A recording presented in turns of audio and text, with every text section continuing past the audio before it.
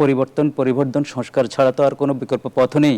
জুলাই সনদ ম্যাক্সিমামটা বিএনপির ৩১ দফা। একদিকে আমরা দেখলাম যে সংবিধান সংশোধনে বিশেষ কমিটি গঠনের প্রস্তাব দেওয়া হলো সরকারের তরফ থেকে, কিন্তু কমিটিতে সমান প্রতিনিধিত্ব নিশ্চিত করতে চাইছে বিরোধী দল।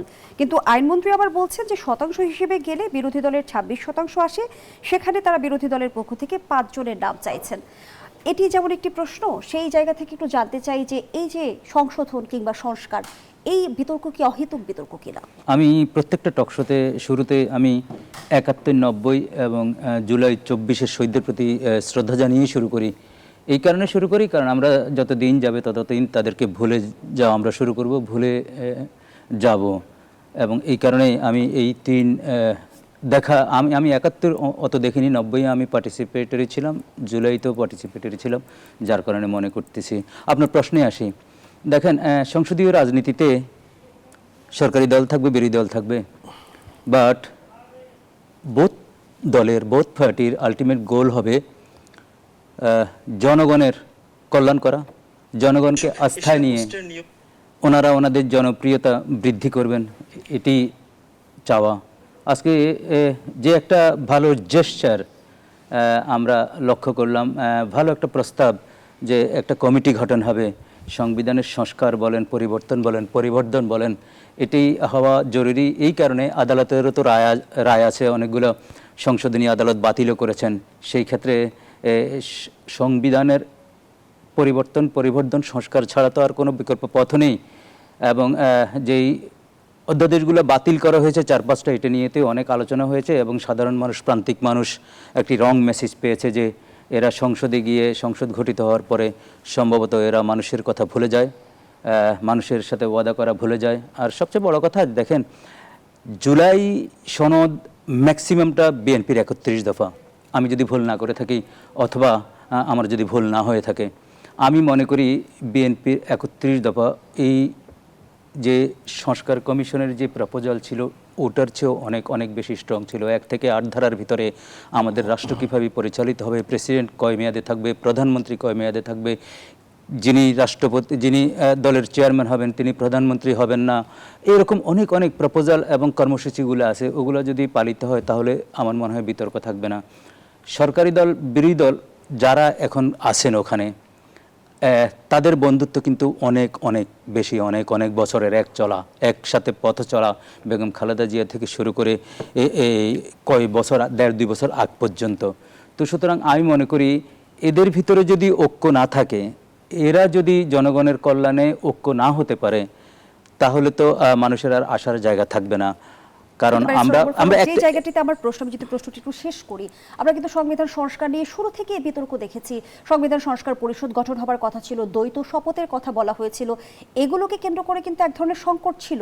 এই যে প্রস্তাব সরকারের তরফ থেকে দেখলাম যে সংশোধনের বিশেষ কমিটি গঠনের যে প্রস্তাব, সমস্যার সমাধান হবে কিনা? সমস্যার সমাধানের তো শুরুটা হলো, এবং আমি তো মনে করি এগুলো সংসদীয় রাজনীতির জন্য একটা গুড জেস্চার।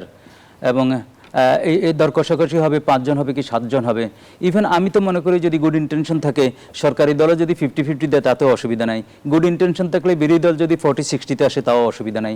এখানে একটা সুযোগ তৈরি হলো, বিরোধী দল তার একটা প্রপোজাল দিতে পারবে, ইয়েস এই পয়েন্টগুলোতে, এই অধ্যাদেশ অনুচ্ছেদগুলোতে আমরা চাই পরিবর্তন, আমরা চাই সংযোজন, আমরা চাই বিয়োজন।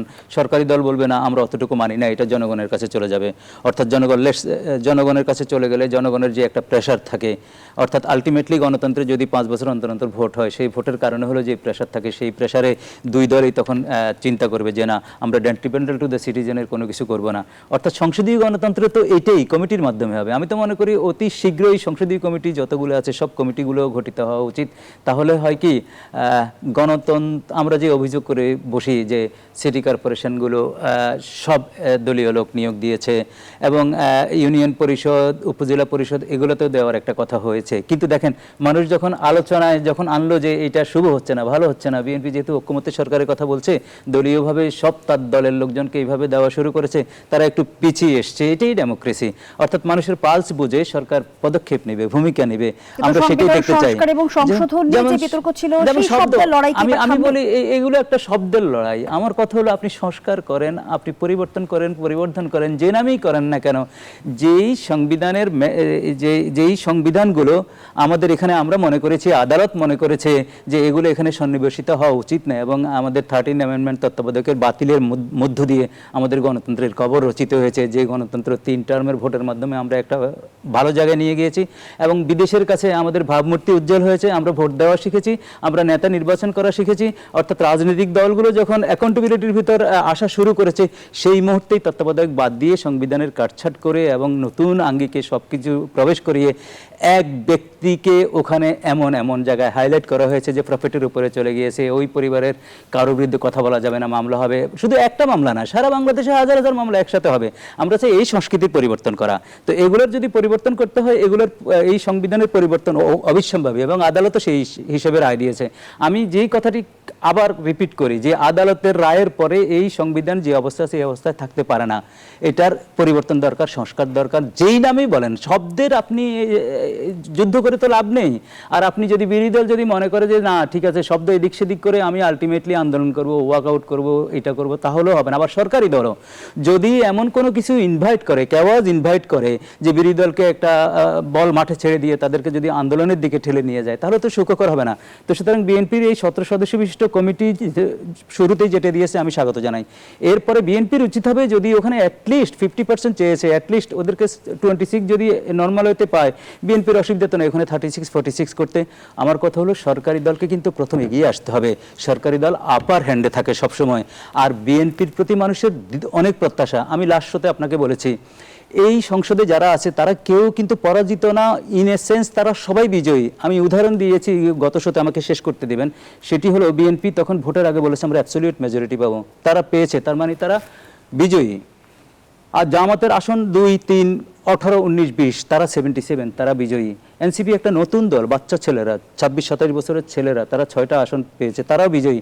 3 বিজয়ী দল যেই সংসদে আছে, সেই সংসদ থেকে যদি মানুষের কল্যাণের জন্য কাজ না আসে, যদি এক টেবিলে বসে যদি কর্মসূচি না দেওয়া যায়, তাহলে তো এটা অনেক বড় দুঃখের কারণ হবে। এবং এটি জুলাইতে যারা নিহত হয়েছে তাদের জন্য, তাদের পরিবারের জন্য বেদনাদায়ক।